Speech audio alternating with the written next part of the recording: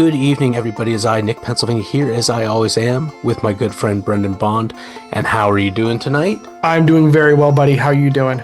Real good. We are about to enter something of a heat wave. It has been, I think they said it's been the coldest winter here in Western Pennsylvania on average since 1978. So going back to a few years before both of us were born. Mm-hmm. So that's something. That is something. But yeah, it is going to be in the 40s and 50s. That, of course, is Fahrenheit.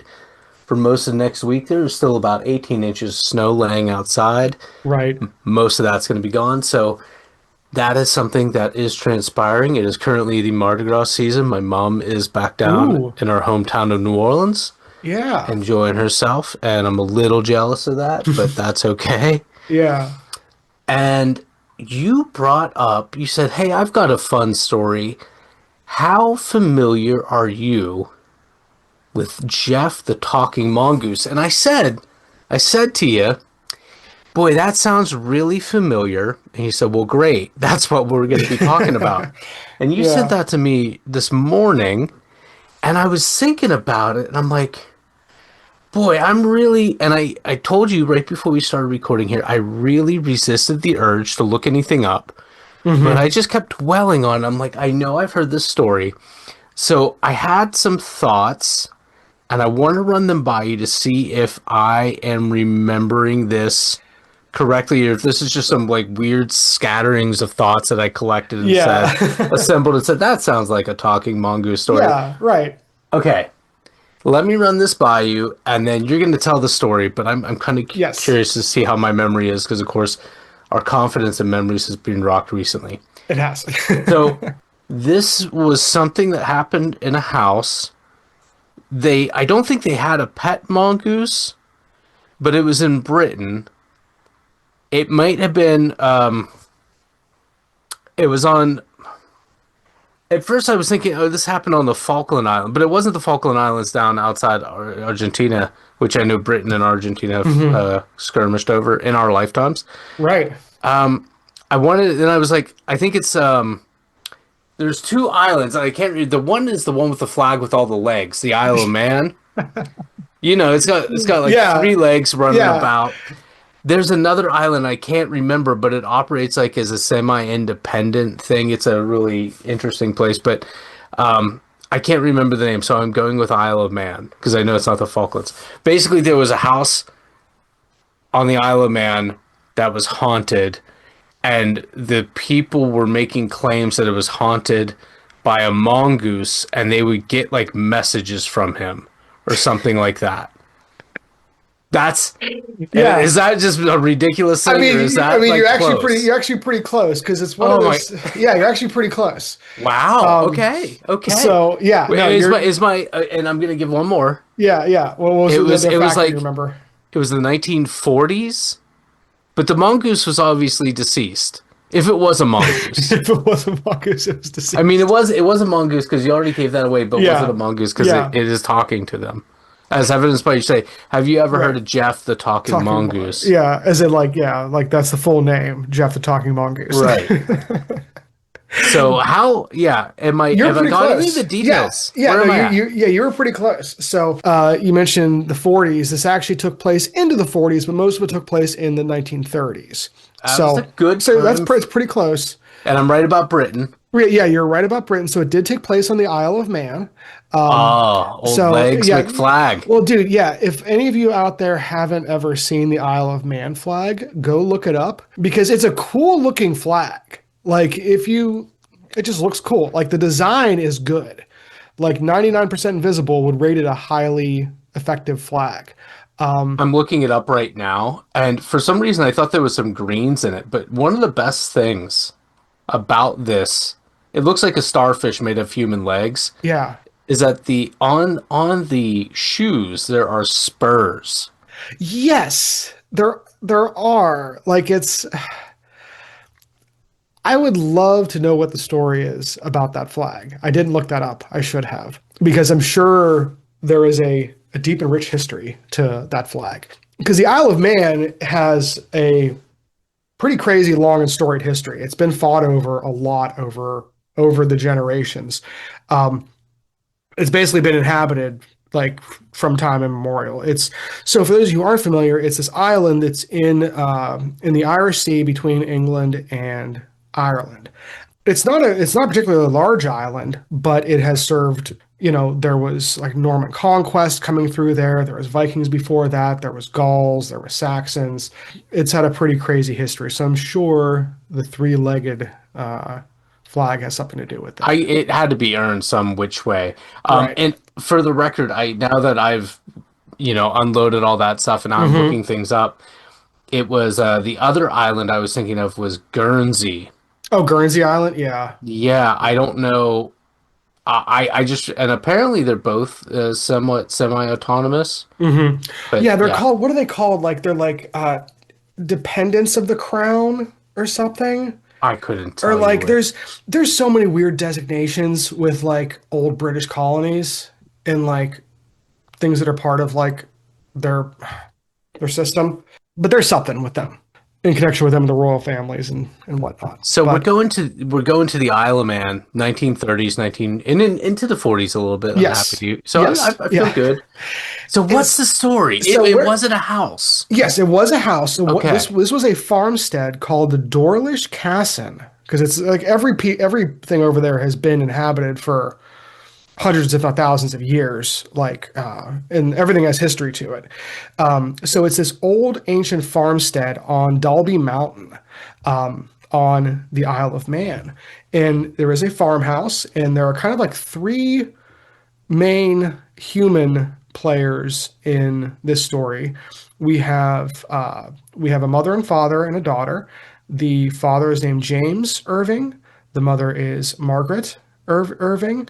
And then the daughter is, I'm going to put this name in here to see if, because I didn't look up how to pronounce it, and I meant to. So this is How, one of those times I get to take a stab at it, right? you can take a stab at it Um, before I look up the phonetic spelling of it. okay. I'm gonna go two ways on this. I'm either gonna go Voiré, with the more Hmm. of a French though, because Yeah. it's Voirrey.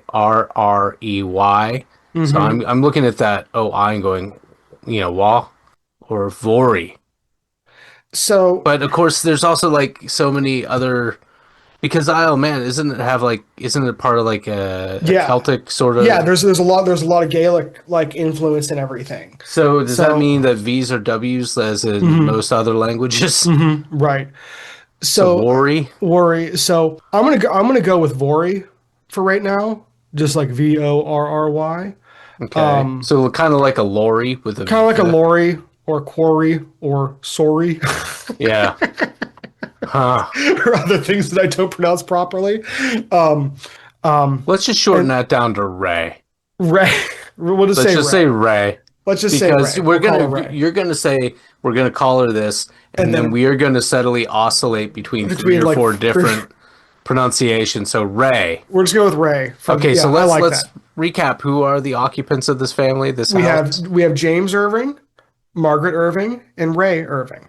So Nice and compact. those are the three human occupants. And then the third or the fourth member that we're going to run into is Jeff. Now Jeff is spelled Gef in this very particularly, but it's pronounced Jeff as in we're Jeffrey, Okay. um, kind of the normal way, or at least the way most of us are used to. So how this all kind of started is James was displaced as a result of World War One from England and his job and everything. So they moved to the Isle of Man to kind of like start fresh. And he was a businessman and was going to work in livestock and like trading and everything. So they came there to apparently have a very quiet life after all the craziness of the First World War. Now, after a few months, they heard scratching and rustling as they were getting set up in this house, and assumed it was just mice, which is what most Sure. people would probably assume. Sure. And if you're living around livestock, why not? Yeah, exactly. Yeah, not an unusual thing, but enough that they took note of it. And then over a few weeks, the scratching and rustling started to get more common and louder, and started to take make other noises as well. This sound specifically of what almost sounded like a baby crying, and then almost like a barking sound, like kind of like think of how like a squirrel, how like squirrels bark almost. Oh my gosh, yes, they sit on my windowsill on my Yeah, second story and they stare at each other and they like chuff, it's, chuff, chuff. yeah, it's like a chuff more than yeah, yeah. It's cute, but boy, could it be annoying if It's you can't very get annoying. yeah if you're trying to like have a meeting or something. Eventually they were like investigating these sounds, and it apparently became kind of unsettling when it started to kind of like vocalize in these different ways and started to turn into what almost sounds like a disembodied voice. And how it's described is kind of creepy. They said it almost sounded like a child learning how to talk, like just like random like sounds that were almost like parroting what they were doing. Eventually, while up in the attic trying to track this down one day, and this is after a few periods of this phenomenon kind of coming and going, he asked out loud, "What's causing the noise?" And Jeff responded. Through conversation, Jeff revealed to himself that he was an extra, extra special mongoose.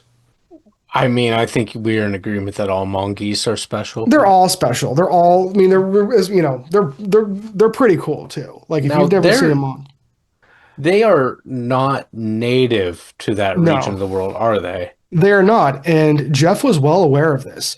Jeff said that he was actually born in New Delhi as a mongoose Okay. in 1852. Okay, so pretty old for a Yeah, so he's mongoose, I old. would imagine. So he claimed to be an earthbound spirit and never really divulged through these conversations why he chose the Isle of Man and why he chose this Okay, particular farmhouse. so interesting thing. So Isle of Man is not part of Britain, the United Kingdom. It's its own autonomous place. We've Hmm. established that. But clearly, as this family was the Hmm. patriarch of this family had been a soldier Hmm. in Britain and was now living on the Isle of Man. One thing I know about Britain in the 19th century is its extensive forays Hmm. into India. Hmm. Could this mongoose have been like certainly people were bringing exotic pets home, right? Yes, right. Yeah, you have to think that that was probably happening.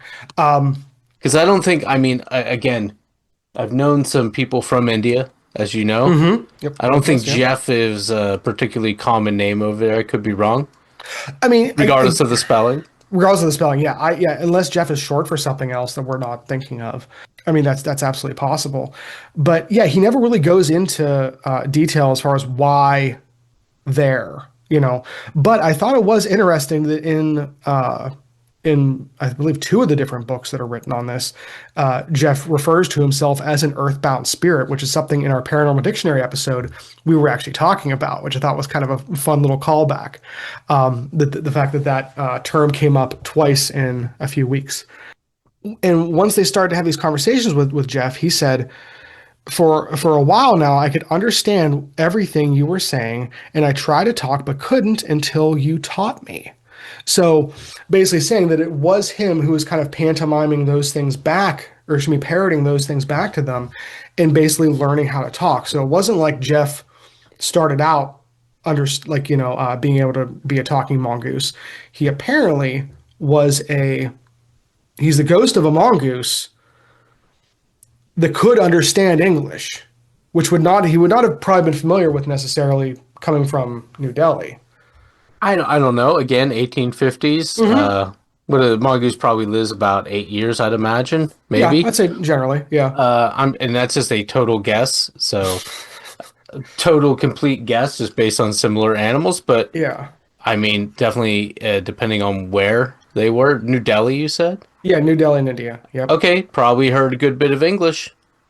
that is true. Yeah, at the time, probably did. So Now, I will say this, I don't know, I don't believe that they can understand what we're saying, but and yeah, well, apparently apparently he could. So the reason why mongoose and most other animals cannot imitate human speech, hmm. my understanding is like physically not capable of doing so. Just like it Right. has nothing to They do with don't intellect, have. although that I'm sure is part of it, and that's just not a Hmm. human chauvinistic statement. But Right. so apparently, as a spirit, you can alter your vocal cords and everything. I guess Yeah, I guess that's where the extra part comes in with him being special. guess you don't really have vocal Yeah. cords if you're, Right. not a So, tangible like, thing. yeah, I would say at this point, you would probably say he is an extraordinary mongoose at that point, Right. ghost of a mongoose at that point. That's already pretty special. Yeah, exactly. Yeah. So he's, there's a lot to be said for that. So Okay. again, Sorry, I keep interrupting, I no, it's feel no, like. that's gonna be this whole episode. That's okay. Because basically every new bit of information is gonna require dissecting. Well, because I'm just gonna say this right Yeah. now. Yeah. Do I believe that the spirit of a mongoose was, bettering himself by Hmm. learning a new language in the afterlife? Hmm. No, no, I don't. But I will give points for this is a very creative story. It is a creative story.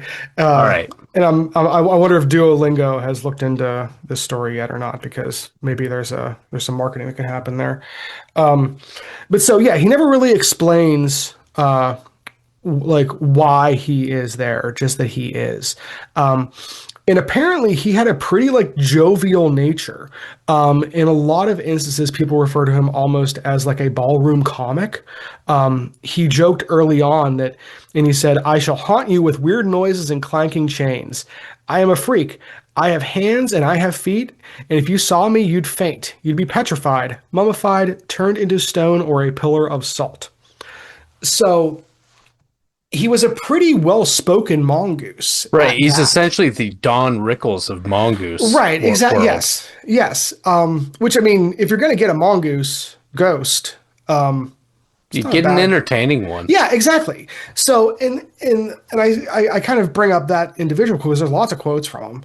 That individual one because he kind of like doesn't fit the paradigm of like a lot of hauntings. Doesn't seem malicious. Now he is mischievous. Is a mongoose. He's a mongoose, right? That'll right there. Okay. He has that nature, but he would crack jokes at the family and everything. He was fond of saying that James's head looked like an onion, which maybe was more of an insult back then than it is Wow. now. He was very particular about, or he really enjoyed leaving the house, apparently, and eavesdropping on other townfolk and then reporting back. So a little bit of a gossip, Jeff. Okay. I kind of like that about it. Because you know what though? Okay. I gotta ask. Hmm. Was everybody in the house reporting this outwardly? How did these claims become known? Were they Yes. able to try to validate them by getting inside scoops that people hadn't revealed outside the home? Yeah, Am I getting ahead of we're gonna myself? get to the townsfolk and investigations and everything are coming up. You're absolutely right. Okay. But just to kind of cover some of the other things that Jeff would do is he was a really big companion of Ray's. Like they talked a lot and everything. They would leave food up on a. They basically put a like a plate on near the ceiling, and they would leave cheese and everything. He was his favorite food apparently was bacon with the fat cut off, but he was also really into chocolates and fruit apparently. Sounds He great. he was fond of singing. He really liked the gramophone that they had, and when he would get bored, which apparently would happen easily, he would yell at them to turn the gramophone on.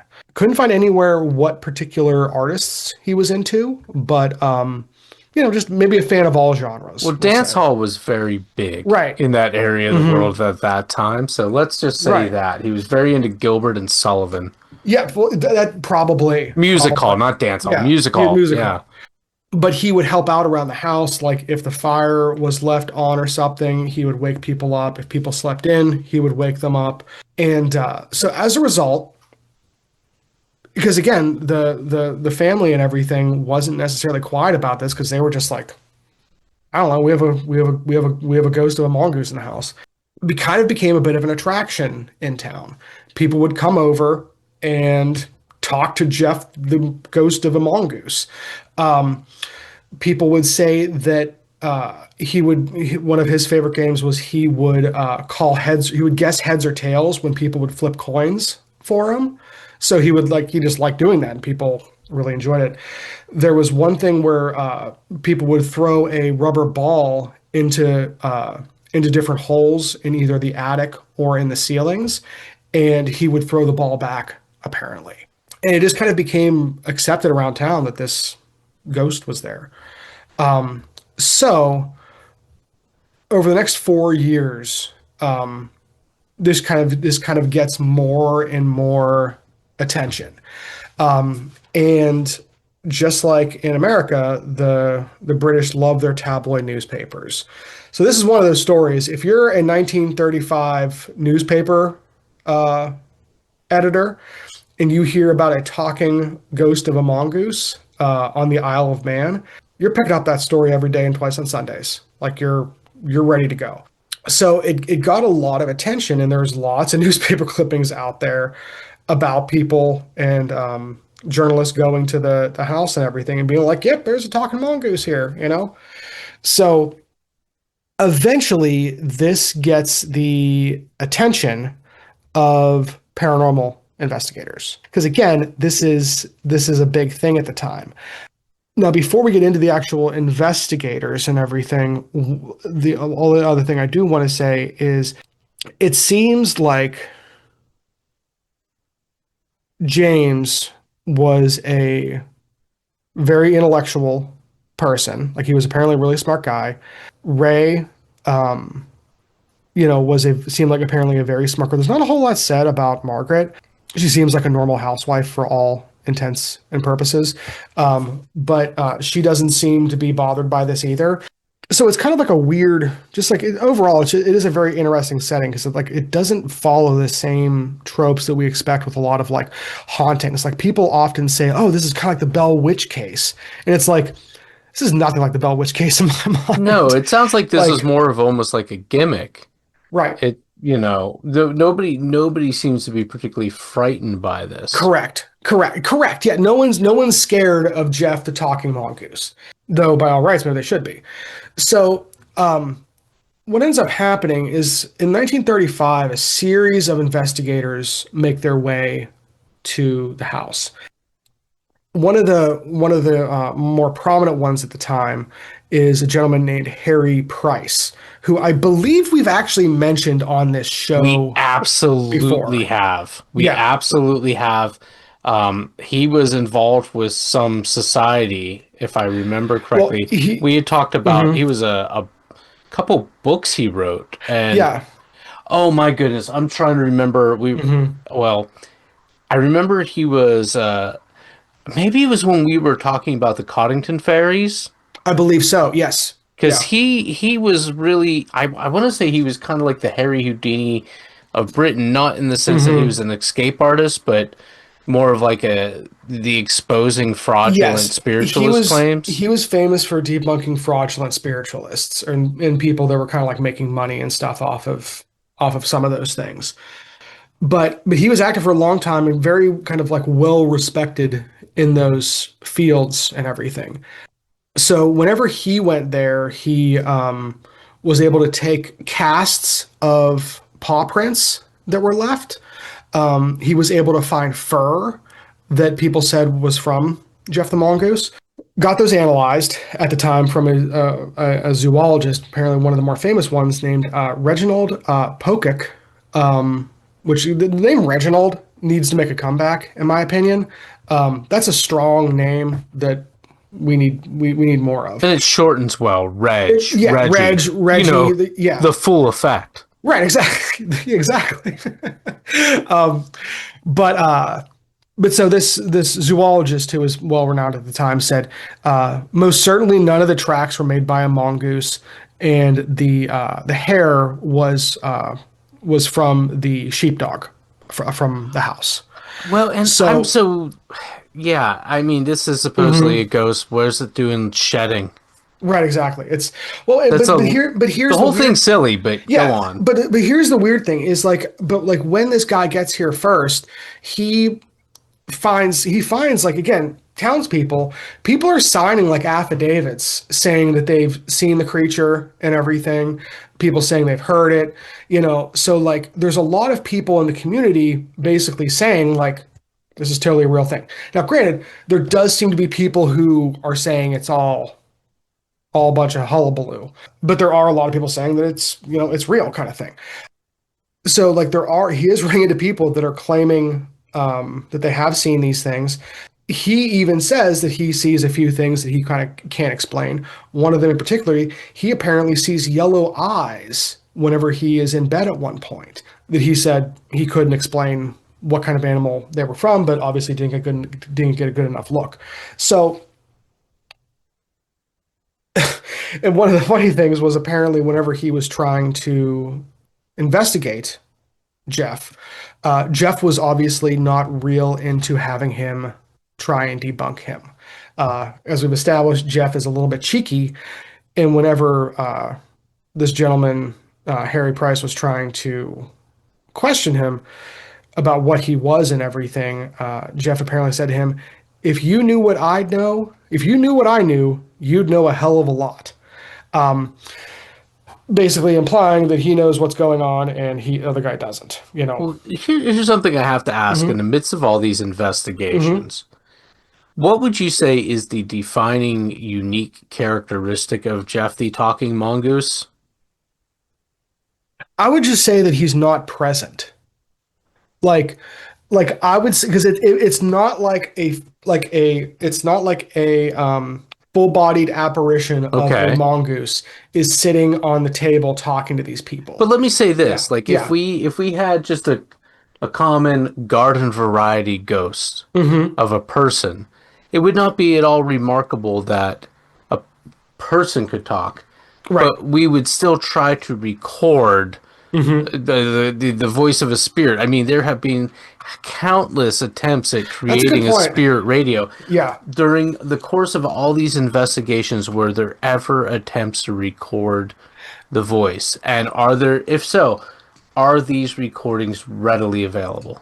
I'm So curious. that's an excellent question. I didn't come across any of those. Now there are, like I said, there are multiple books, and Harry Price wrote a book on it. We're going to get to someone else who wrote a book on this, Okay. and there's been a few modern books that have had like photos and everything too. Um, I haven't come across any recordings, but if anyone else out there has, would be interesting to hear that. I'm looking up now because I would Hmm. hope Hmm.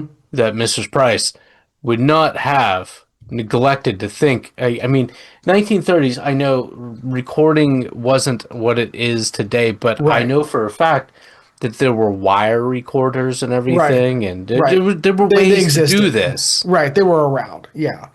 So while you're looking that up and everything, one of the things that Harry Price kind of said and found was that he said that the walls of this building, this Darlish Castle, this house, he said were very hollow, and that if someone was uniquely adept at ventriloquism, sounds made in one part of the house could very easily be amplified to other parts of the house.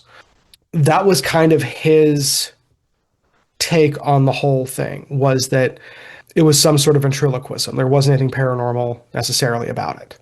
I would agree with that. I mean, that's always sounded Hmm. to me like the most reasonable explanation. And again, it seems like the family's some witty people. It seems like they Hmm. could have some fun with that. Right. I'm looking this up. It looks like while investigators like Harry Price studied the case, there is no surviving audio of Jeff Oh, himself. interesting. So So maybe that's, there was at some point that someone maybe even wrote about or well, it commented says on. here, and again, I don't know the how trustworthy this source is. I just looked something up. Hmm. It says the case relied on witness testimony, and while the Dalby spook, which was the other That was one of their term, names for it. Yeah. Yeah. yeah, was extensively investigated, no recordings of its voice were ever captured. Okay. So there you go. Well, Yeah. so now, you mentioned investigations, multiple, like I said, multiple people did show up there. Now, the other one I found, which is again, this is someone who we need to do a whole thing on sometime, is Nandor Fodor, who was from the Institute for Cyclical Research, who we've talked about a few times. Basically, if you were a who's who in the early 1900s and hundreds in Britain, you were in the Institute for Cyclical Research.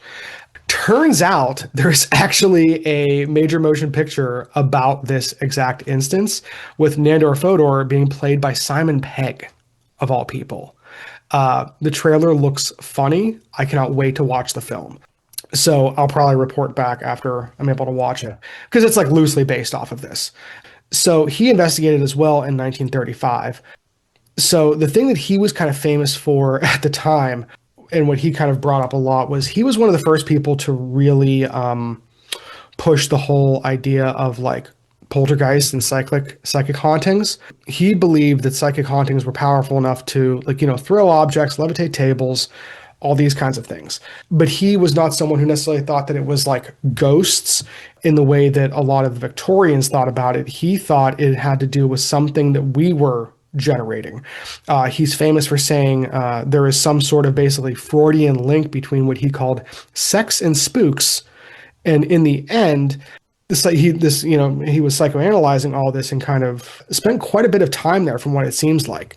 But however, he was never able to actually see the mongoose or have like a real conversation with him, which kind of leads to the conclusion that either Jeff just doesn't want to talk to investigators, or there is some sort of a hoax kind of going on. And that seems most likely. Obviously, I'm going to side with the hoax because, Yeah. but again, here's part of the reason why. It is Mm-hmm. a creative story.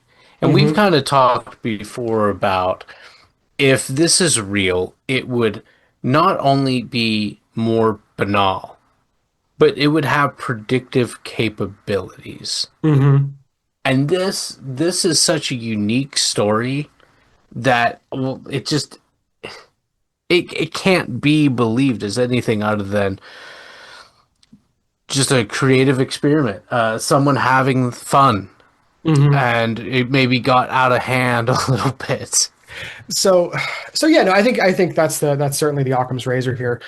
The two of the things that Nandor Fodor brings up and other people since then on the paranormal side, however, one is the idea of of tulpas, like we've talked about before. Basically, tulpas are the idea that it's some sort of a unconscious manifestation, kind of like PK energy, kind of like poltergeist activity. It's some sort of a subconscious manifestation or originating in people. Most Nandor Fodor said either this was happening from Ray because she was, a bored teenager basically, and didn't have enough stimulation on this, farming island, or James as a result of PTSD from the war, and this was a bit of an escape. Then other folklorists since then have brought up the idea that there are a lot of trickster elements taking place with Jeff. So if this is some example of and some sort of a trickster entity taking the guise of Jeff the mongoose, just to kind of like mess with people, again, not necessarily malicious, but it's definitely, if it's looking for attention, it's certainly got attention. Well, and I'm gonna say it. I don't know. It doesn't seem to mess with the people that are investigating, which would seem like exactly the sort of people You would that want you would to? want to mess with. Yeah. So Yeah. I Yeah. obviously I still think it's just a hoax. It's some Hmm. ventriloquism. It's some creative people. PT. Getting into the minds of somebody that's going to be like, I don't. I'm thinking on my feet here, and one of the things I'm Hmm. thinking is it's a bit daring to go so outside of the archetypes and to create this sort of spirit of a mongoose, ghost of a mongoose in the 1850s. It just I think Well, it's like that's do monkeys have concept of time that it'd be even if this were would it be able to right. say like I've done I've learned to speak, but before I got that far I had to learn to first understand the speak and then to Hmm. replicate it. And while I Right. was in the midst of that, I was developing a concept of chronological time and the English Right. Well, way of that's parsing out a year, and I was able to like I've been dead for a while, but I was like looking at newspapers, and I think I've been able to determine I was probably born somewhere around 1850. Like this is so much. It's This so is so much. much. It's Yeah. so silly. But It's so silly. that's where the idea of a trickster, I think, actually does hold a little bit of weight. Because if you're some entity that's just looking for attention, not good, bad, or indifferent, but just an entity looking for attention, like I said, they definitely got it. And like again, who's to say tricksters are necessarily bad, or maybe they're not as consistent as we think they could be.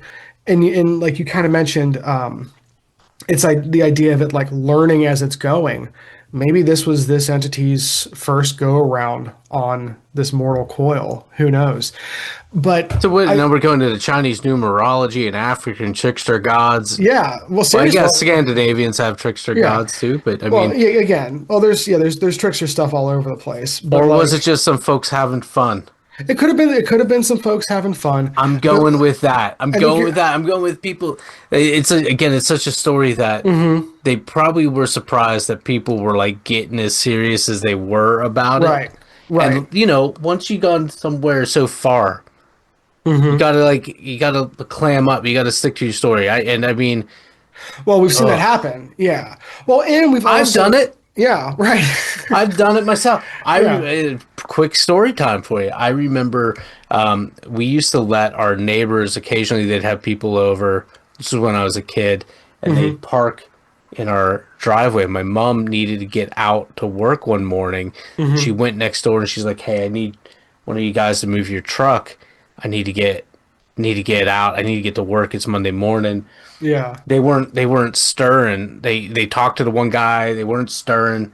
So after like half an hour, she's like, "I got to go." So she did Yeah. like a 16-point turn, ended up driving through the yard Oh my God. and had to like avoid tree and like a Yeah. garden, and she was livid. Yeah. So I was Don't like, livid too. yeah.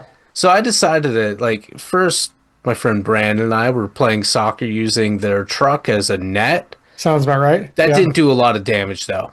Yeah. So then we were riding a bike into it, and then we just took to picking the bike up and throwing it into the truck, like into the side of the truck. And you best believe we did some real damage to that truck. And then we went downtown to get iced tea and a comic book or something. When It we sounds came like, back, you stick to the story. You got out of hand. You hmm, definitely got out of hand, and now things are at another level. yeah. Now there's paranormal investigators. There's a police officer at the door. My mom's back from Yeah. work now. No, we were downtown. Where do you think we got this giant thing of Marburger's tea from? So yeah, sometimes things get a little carried away. In the moment, you're having fun. You're talking as a mongoose. You're convincing your rube neighbors. You're throwing bicycles into the sides of F-150s, and you're doing some damage. You're doing some damage, and now the time to be held accountable is here, and you're kind of embarrassed. And you're like, you know what? Ride or die, I guess. We're going all the way. We're going to totally believe this. Yeah, we were totally downtown, but not all morning. I don't know. So that's where I'm going with. But I give points for creativity. This is a fun Yeah. one. What happened to the family? How did this end? Where So, did they go off? What's so Ray up to? yeah. So unfortunately, James did pass away in 1945. So after he passed away, they ended up having to sell the house, and apparently at a loss because it was famous for being haunted. Nowadays, you'd probably get more than market value, but at the time, you didn't. Yeah. And again, of all the hauntings, Right. this is the one that's going to depreciate property Right. value. So it's funny. There is a story that says that the next year, the whoever bought the farmhouse claimed to have actually shot and killed Jeff, the talking mongoose, and stuffed him. But both Ray and Margaret, after seeing the stuffed mongoose, said that was certainly not Jeff. I think this person was trying to sell the house I think and to so get too. that property, get that comp value up. Back, He's like, no, right? no, no. And that's probably why we don't hear too much about Margaret, is because I'm imagining much of the Jeff story dies with James. It does. So It does. I think our culprit Yeah. is James, James is a fun time, but Margaret's still a little bitter about it because, she doesn't want to deal with it. It's too much house. Too It's much just her and Ray. Ray, and let's be honest, Ray's going off somewhere else. She's starting her life. Yeah. And it's just too much house. And now she goes to sell it. And James' stupid parlor joke to Is keep us all now amused, it's now keeping affecting her ability. 10%. The escrow is just, yeah, it's Right. She wants to get off this island yeah. before they get another leg on the flag. So Ray passes away in 2005. But Pretty long life for yeah, Ray. exactly. Yeah. So yeah, she lived to a ripe old age.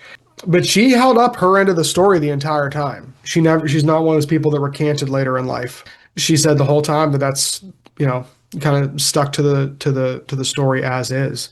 And since then, like I said, there's been a bunch of books written about this from the original investigators at the time and some modern ones. Plus, like I said, at least one movie. This one with Simon Pegg, which I'm going to watch.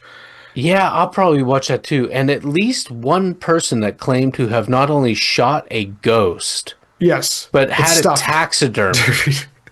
Which seems to be a little bit of an incongruity, right? If the jackalope, do you remember the Right. jackalope of 1980s and 90s taxidermy fame? You couldn't hardly walk into a Cracker Barrel light restaurant without one. Why? Yeah, taxidermy If anyone, ghosts would be much more popular. if I ever find a taxidermy jackalope, I'm gonna buy the heck out of it. But yeah, so like Jeff the Talking Mongoose is a good time. Good time. Yeah, I mean it's one of those stories where I am going to push back a little bit on what you said about it's to how it's like too out there and everything. Push away. I think that this is just the other side of the spectrum because like if it was too typical of a poltergeist story, I think people would say, "Oh, it's just all tropes. There's nothing unique about this." This is an example of something where each one of the boxes they checked other and then did a Mad Libs to figure All out, right. actually haunted Mad Libs, because I love Mad Libs. We should make haunted like ghost story or folk tour. Oh, that's such a good idea. Instead of t-shirt, which some people have asked us for. Yeah. That's it. We could do Mad Libs. Let's be quiet about that. Keep that close. Keep it close.